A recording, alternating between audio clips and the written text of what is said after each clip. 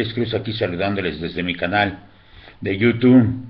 Y seguimos con la serie de comentarios que estamos observando. Rápidamente les platico la experiencia que tuvimos allá en Ciudad Mendoza, trabajando para maestros de las altas montañas,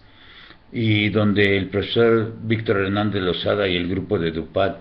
la verdad, nos mostraron el nivel que deben de tener los maestros. Muy buena organización. Y allá se hablaba, y voy a hacer referencia al servicio profesional docente, porque ahí hablábamos de grandes reformas educativas que se han promovido en nuestro país. Y en voz de la maestra Irma García Rodríguez, ella mencionaba las correspondientes al último tercio del siglo XIX, que es los 1800, y donde hacía referencia a la escuela modelo, su nacimiento y proyección en el estado de Veracruz,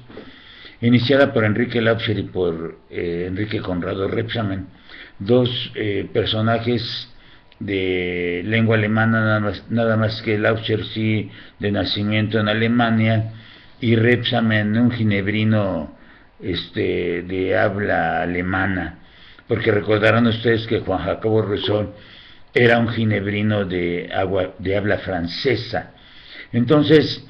lo que hacen Lauscher y Rebsamen es proponer un plan de estudios que la verdad tiene enorme trascendencia para ese momento, y paralelamente a ellos se dan toda una serie de propuestas pedagógicas de los más grandes maestros, pero sobre todo el más grande de los maestros mexicanos, y esto en palabras de Gregorio Torres Quintero, que refiere al abogado y maestro por convicción y práctica, don Carlos A. Carrillo. Carlos A. Carrillo, ubicado más que nada geográficamente en Córdoba. Y si agregamos a todo estas reformas, participaciones pedagógicas,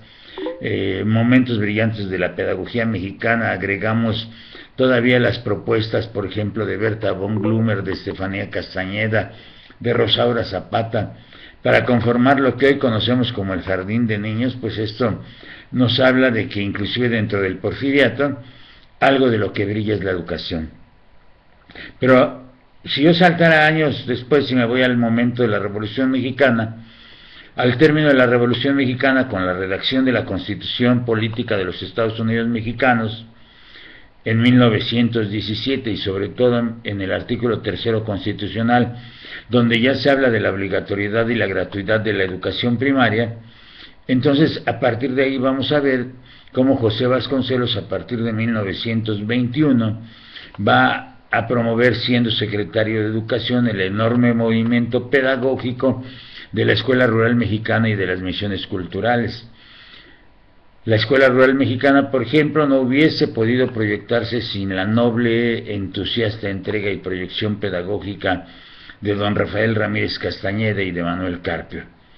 Y en esa misma tercera década del siglo XX, ya casi a mediados de los años 20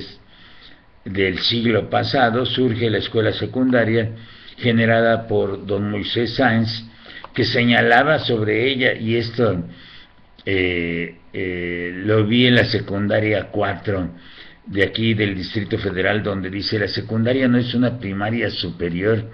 ni un bachillerato inferior, debe de ser una escuela que ayude a formar a los adolescentes mexicanos. Y eso decía Moisés Sáenz. Pero la educación técnica de la tercera década de ese siglo aparece de la mano de don Narciso Bassols, orientada por la gran visión del más grande de los presidentes de México en los 100 años anteriores, don Lázaro Cárdenas del Río. Y después de los años 30 vendrán los años 50, donde se va a marcar el planteamiento del plan de 11 años generado durante el mandato de Adolfo López Mateos, que sin duda es un presidente controversial porque es uno de los grandes represores también en México, y era un presidente muy popular. En su sexenio vinieron a México los grandes presidentes de aquel tiempo,